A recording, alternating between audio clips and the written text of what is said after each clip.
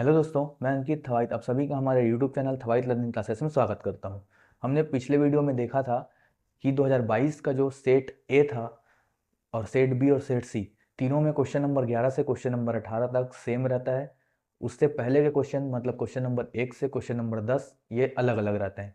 तो आज हम 2022 का सेट ए का देखेंगे, जिसमें क्वेश्चन नंबर 1 से क्वेश्चन नंबर 10 को कवर करेंगे। तो आज 2022 का सेट ए देख रहे हैं। तो मैं यहाँ यहाँ पे किनारे में लिख देता हूँ इस चीज़ को कि 22 का सेट ए चलेगा आज। ठीक है, तो ये क्वेश्चन कैसे बनेगा? ये होगा x+5/45 हो जाएगा और ये 1/5 हो जाएगा। 5 से गुणा इन दोनों से, 45 से गुणा इन दोनों से, 5 से गुणा इससे होगा तो क्या आएगा 5x+25 और 45 से गुणा इससे होगा तो 45। अब देखो मैं शॉर्ट में कर रहा हूँ, डायरेक्ट डायरेक्ट आपको डायरेक्ट नहीं करना है, आपको पूरा डिटेल में लिखते हुए करना है क्योंकि नंबर आपको चाहिए। 45 यहाँ है, 25 यहाँ है जो कि प्लस में है, तो इधर जाके क्या हो जाएगा, वो माइनस हो जाएगा।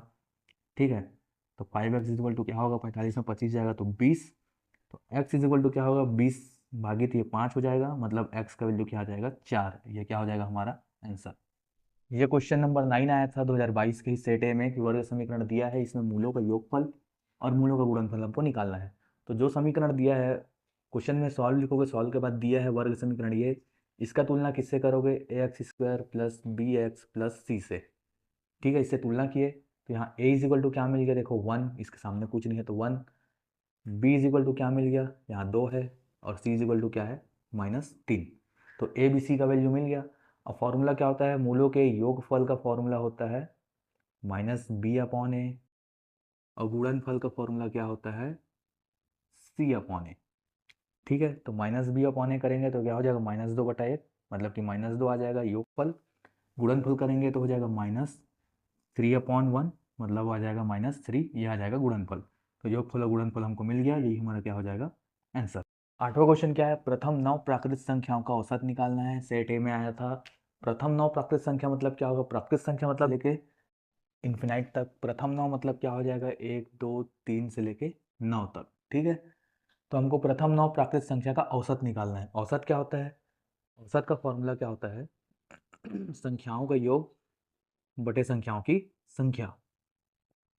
तो संख्याओं का योग करोगे 1 2 3 4 5 6 7 8 9 बटे टोटल कितने हैं, ये 9 है तो 9। ठीक है, अब इस सबको आपस में जोड़ोगे तो कितना आ जाएगा 45। 45/9 और 9 के पहाड़ में 45 कितने बार में आता है, 5 बार में। तो 5 हमारा क्या हो जाएगा औसत आंसर। सातवां क्वेश्चन था कि 15 सेंटीमीटर ऊंचाई वाले बेलन का वक्र पृष्ठ का क्षेत्रफल 660 वर्ग सेंटीमीटर है, तो बेलन के आधार का त्रिज्या निकालना है। सॉल्व लिखोगे, सॉल्व में देखो क्या क्या दिया है, ऊंचाई दिया है h 15 सेंटीमीटर, बेलन के वक्र पृष्ठ का क्षेत्रफल कितना दिया है 660 वर्ग सेंटीमीटर। हमको निकालना क्या है त्रिज्या r। अब देखो यहाँ तो मैं सिर्फ क्वेश्चन सॉल्व कर रहा हूँ, इसलिए सिर्फ क्वेश्चन के बारे में बताऊंगा। अगर आपको इसको अच्छे से समझना है तो आप मेरा पहले का वीडियो देखें जिस चैप्टर का ये है। मैं हर चीज़ को डिटेल से समझाया हूँ अच्छे से, एक बार उसको देखोगे तो नहीं भूलोगे दोबारा। ठीक है, तो वक्र पृष्ठ के क्षेत्रफल का फॉर्मूला क्या होता है 2πr/h। इसका फॉर्मूला होता है, ये होता है क्षेत्रफल का। ठीक, हमको क्षेत्रफल कितना दिया है 660। 2 पाई का वैल्यू क्या होता है 22/7। आर हमको निकालना है, एच कितना दिया है 15। अब इसको सॉल्व करो, फिर आर को निकालना है तो आर वही रहने दो, बाकी सबको इधर भेज दो। यहाँ क्या है 660 है ऑलरेडी, ये 7 चला जाएगा ऊपर और बाकी सब आ जाएगा नीचे। नीचे क्या आएगा 2 × 22 × 15। ठीक है, ये एक बार में जाएगा, ये 30 बार में जाएगा, ये एक बार में जाएगा, ये 2 बार में जाएगा, ये एक बार में जाएगा, ये एक बार में जाएगा। तो आर का वैल्यू कितना आ जाएगा 7। ये क्या है हमारा आंसर, जो कि किस में रहेगा सेंटीमीटर में। देखो अगला छठवां क्वेश्चन क्या है, 4 10 70 × 10 20, इसका मान निकालना है, सॉल्व करना है जितना सॉल्व हो सके। सॉल्व लिखोगे, आगे इसमें 10 70 को 10 70 रहने दो। 10 20 को क्या लिख सकते हो, 10 20 को लिख सकते हो 10 90 - 20 90 - 70। तो 90 में 70 घटाओगे तो 20 ही आएगा। ठीक है, अगला लाइन क्या हो जाएगा 4 10 70 गुणा 10 90 - थीटा क्या होता है कॉट थीटा, और थीटा क्या है यहाँ पे 70। अब ये कैसे हुआ बताता हूँ, देखो साइन और कॉस जानते हो, टेन और कॉड जानते हो, और कोसेक और सेक जानते हो, ठीक है।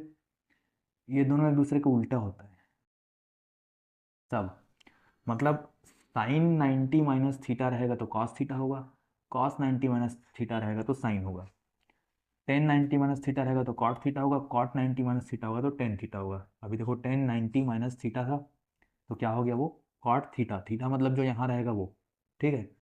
सेम वैसे ही कोसेक में होता है। तो ये इस चैप्टर के हर 2 नंबर के क्वेश्चन के लिए ये चीज़ जानना जरूरी है आपको, ठीक है। साइन का कॉस, कॉस का साइन, टेन का कॉट, कॉट का टेन, और ये भी वैसे ही। तो जैसे टेन 90 माइनस थीटा था तो कॉट थीटा हो गया। अब आगे क्या हो जाएगा, 4 टेन 70 रहने दो, इसका फॉर्मूला होता है कॉट थीटा का फॉर्मूला होता है 1/sin थीटा, टेन थीटा। तो टेन और थीटा क्या है 70, तो 70 और 70 कैंसल तो 4 बच जाएगा, और ये क्या हो जाएगा आंसर। ये फॉर्मूला जानोगे, ये 2 नंबर का क्वेश्चन आराम से बन जाएगा।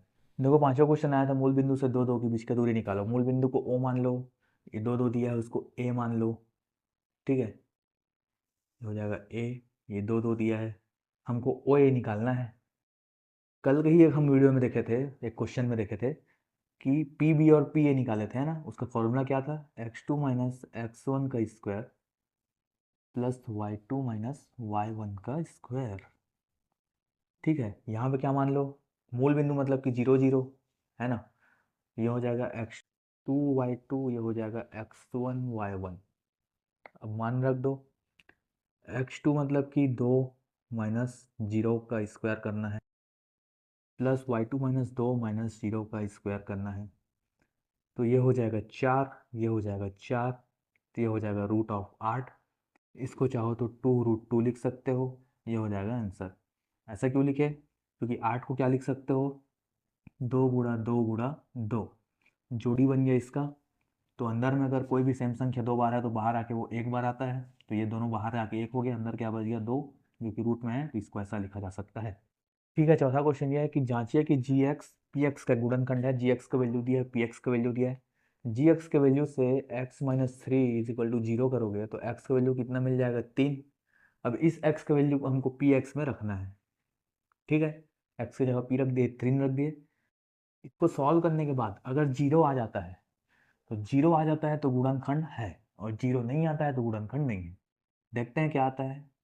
3 का ये 3 हो जाएगा, -4, 3 का स्क्वायर प्लस 3 प्लस 6, ये 3 3 9 की 27 हो जाएगा, -3 3 9 चौक 36 हो जाएगा, प्लस 3 और 6 और 9 हो जाएगा। इसको सॉल्व करोगे तो ये हो जाएगा 36, ये हो जाएगा 35 -36, ये हो जाएगा -1। देखो -1 आ गया मतलब 0 नहीं आया, ये नॉट इज इक्वल टू 0 है, अर्थात ये गुणनखंड नहीं है, ठीक है। अगर 0 के इक्वल रहता तो गुणनखंड होता, तो ये हमारा क्या हो जाएगा आंसर।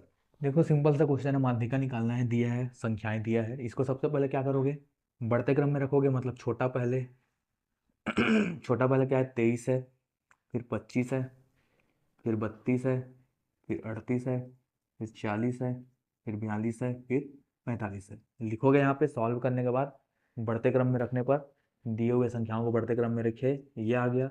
ये आने के बाद टोटल कितना है, देखो ये टोटल जो रहता है उसको n बोलते हैं, 1 2 3 4 5 6 7, 7 है। 7 मतलब क्या है, ये विषम है, तो इसका भी दो कंडीशन बनता है, n अगर सम आ जाए तो कुछ, विषम आ जाए तो कुछ। विषम रहता है तो क्या रहता है फॉर्मूला, n+1/2 वहाँ पद, ठीक है। ये कौन सा पद आएगा, जैसे पहला दूसरा तीसरा चौथा है ना, वैसे ये कौन सा वहाँ पद आएगा वो बताएगा। तो इस क्वेश्चन के लिए n का मान 7 आ गया है, तो 7 + 1/2, तो ये हो जाएगा 7 1 8, 8 में 2 जाएगा तो 4, मतलब भाग में है। तो चौथा पद देखो क्या है, 1 2 3 4, ये, तो ये हमारा 38 क्या हो जाएगा आंसर, माध्य का। देखो दूसरा क्वेश्चन है कि के किस मान के लिए समीकरण का मूल वास्तविक एवं बराबर होता है। तो इसके लिए सबसे पहले आपको यह जानना है कि मूल वास्तविक एवं बराबर कब होता है, जब d = 0 होता है। d क्या होता है, b² - 4ac। ये अगर 0 आ गया तो मूल जो है वास्तविक एवं बराबर होता है, ठीक है।